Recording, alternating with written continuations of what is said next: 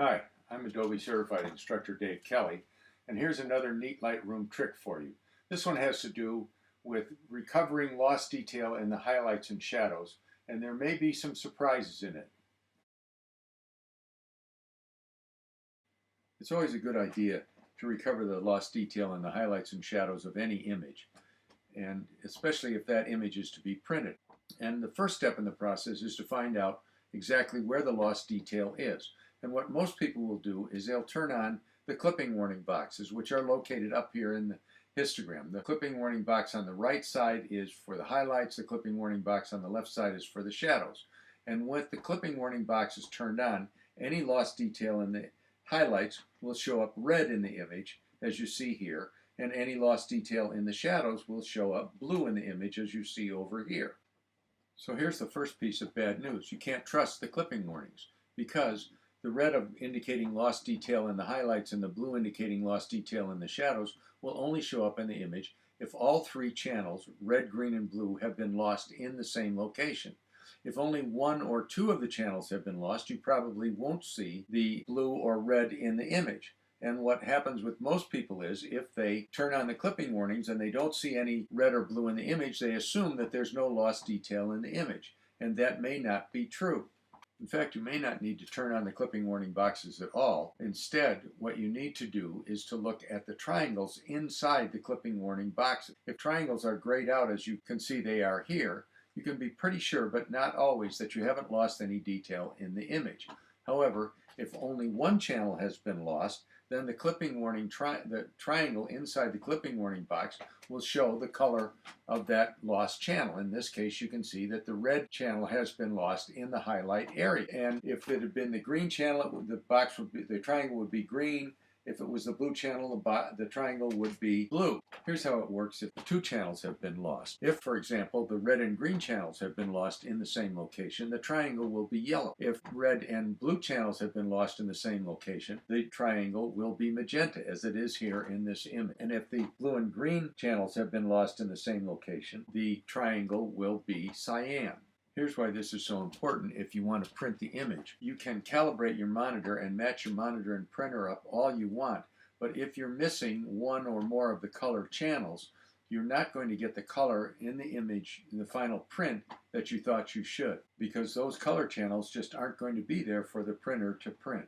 Well, now that we know there's lost detail in the image, but we can't see it, how do we find out where it is? Well, all we have to do is hold down the Option key on the Mac, the Alt key on the PC. And if we want to see the lost detail in the highlights in this image, as you can see, this triangle is yellow. All we have to do is click on either the highlight slider or the white slider. The screen will turn black and the lost detail will show up. And as you can see here, it's a yellow color, meaning the red and green channels have been burned out. And the lost detail in the shadows, it's a little bit different because when we hold down the Option key on the Mac, Alt key on the PC, and click on the black slider, the screen will turn white, but we won't see the color that we expected to see, the color of the channel that is burned out.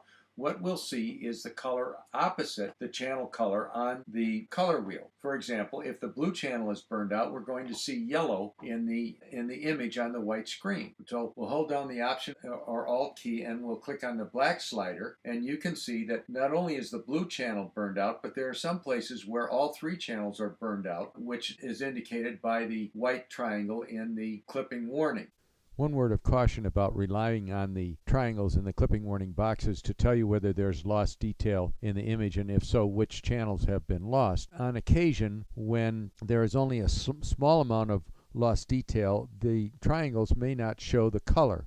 If we look at this image here, you can see that the clipping warnings are turned on and both of the triangles are grayed out, and that would lead you to believe there isn't any lost detail in the image. However, if we hold down the Option key on the Mac, the Alt key on the PC, and we click on the white slider, you can see there is a small amount of lost detail in the blue channel in the highlights. So what that tells us is, in fact, you really don't need to turn on the clipping warning boxes, and you can't always rely on the triangles in the clipping warning boxes. The best way to find out if you have lost detail anywhere in the image is to hold down the Option key on the Mac, the Alt key on the PC, and either click on the highlights or the white slider on the bar, or the shadows or the black slider on their bar to see whether any color shows up in your image.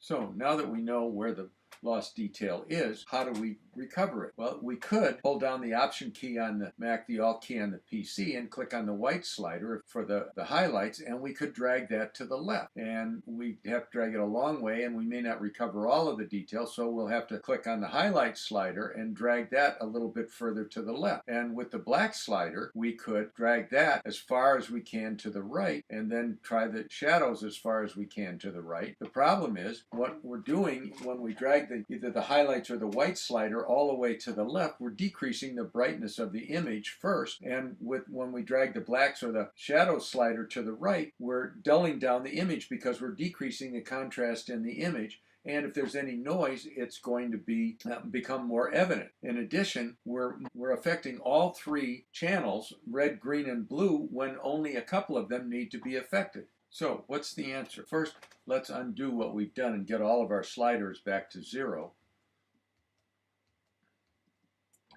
And the answer is found in the often ignored, little used tone curve panel, right below the basic panel. So we'll open the tone curve panel, and by default it opens in the parametric curve, as you see here. And this is a great panel for adding contrast to your image, but it's not the panel we want to work in. We want to work in the point curve panel, which is found down here at the very bottom of the tone curve panel. And you can get to it by clicking on this icon. And now we're in the point curve panel, where we have access to all three channels, red, green, and blue. If we click on this little disclosure arrow here to the right of RGB, you can see we have our choice of the 3 different channels.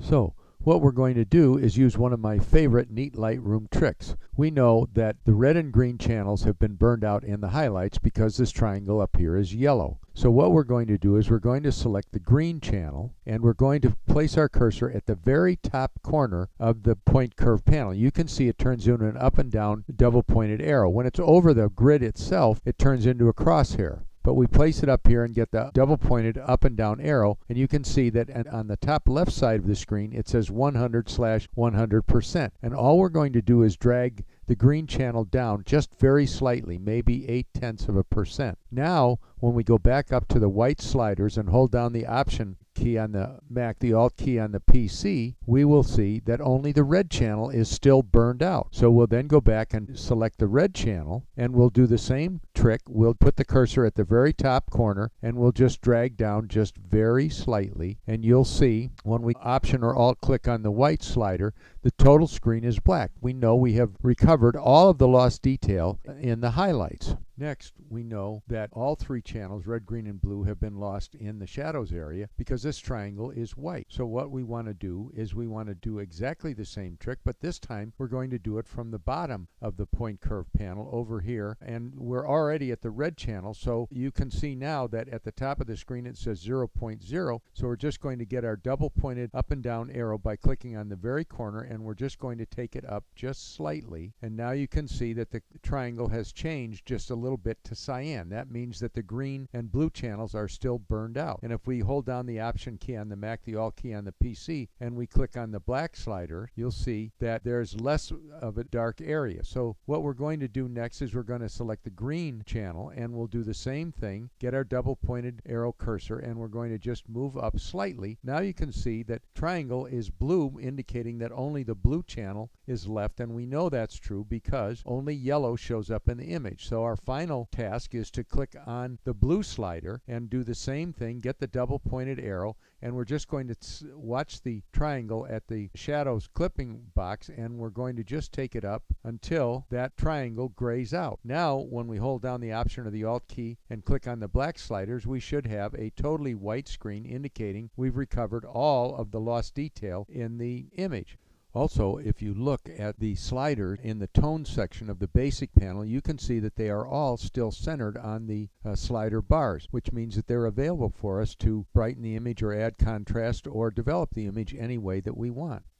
Here's another trick for you. A lot of people will tell you that you don't need to worry about recovering lost detail in the shadows even if you're going to print the picture, because those details will just print black anyway. However, what happens if your subject is the darkest part of the picture? And you, of course, expose for the highlights, and you move your histogram almost as far to the right as you can, and you want to bring out as much detail as you can in the dark subject. When we look at this picture with the clipping warnings on, even though the triangle is white, we can't see any lost detail in the picture. So the trick is magnify the picture at least 1 to 1, and you will start to see where the lost detail in the image is. And if you then hold down the Option or Alt key and click on the black sliders, you can see that all 3 channels are burned out in this area. Now, one of the things that you can do is you could select the RGB channel and then just get your double pointed arrow cursor and just move up slightly, and you'll see that you've grayed out all of the channels. That's one way to do it. I would prefer to do it 1 channel at a time, simply because the red, green, and blue channels may not all need to be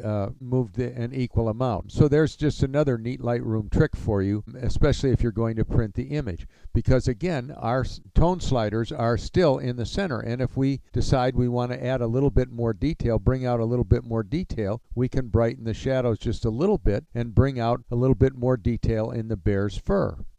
Finally, just to show you how powerful the tone curve panel can really be, we'll go back to the first orchid image that I showed you, the one that is greatly overexposed with lots of burned out highlights in it. And you can see that all 3 channels are burned out here. If we Option or Alt click on the highlights, you can see that they're all burned out highlights are all white. So we'll go down here, and this time we'll select the green channel, since you've already seen what it looks like when the red and blue are burned out, and we'll watch our cursor, and now you can see that the triangle is magenta, and when we Option or Alt click on the white slider, you can see magenta in the image. So what we'll do is we'll follow through with our blue and then red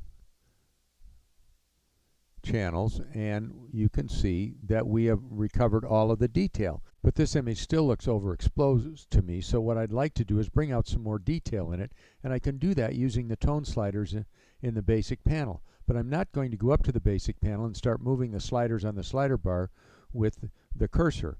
Instead, since I know that the last effect slider that I used is still the active slider, I just can't remember what it is.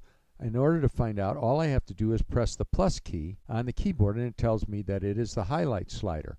Well, I want to go up to the exposure slider, and I want to decrease the exposure about 1 2/3. To get the exposure slider, all I have to do is press the comma key once. It takes me to the contrast slider. Twice takes me up to the exposure slider. I also know that if I hold down the Shift key and press the minus key, it will make a change of 1/3 of a stop to the negative on the image. So there's 1 press, 2 presses, 3 presses, and now I've decreased the exposure by 1 full stop. I want to go another 2/3 of a stop, so I'm going to press the minus key 2 more times, and I have the much more detail in the image. Those of you that have watched the neat Lightroom trick video on moving sliders on the slider bar already know how to do this. I'd also like to add some clarity to this picture, because clarity adds detail to the midtones. So to get to the clarity slider, I just have to press the period key.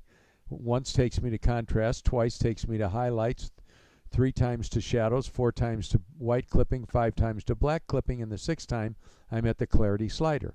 I know if I hold down the Shift key and press the plus key, it will make a 20% change in the clarity. And if I then press it again, I've made a 40% change. I'll let go of the Shift key, and now each time I press the plus key, it will make a 5% change in the image. So I've added approximately 50% more clarity to the image. So I think you can see that images that formerly would have been rejects can be turned into keepers using this technique.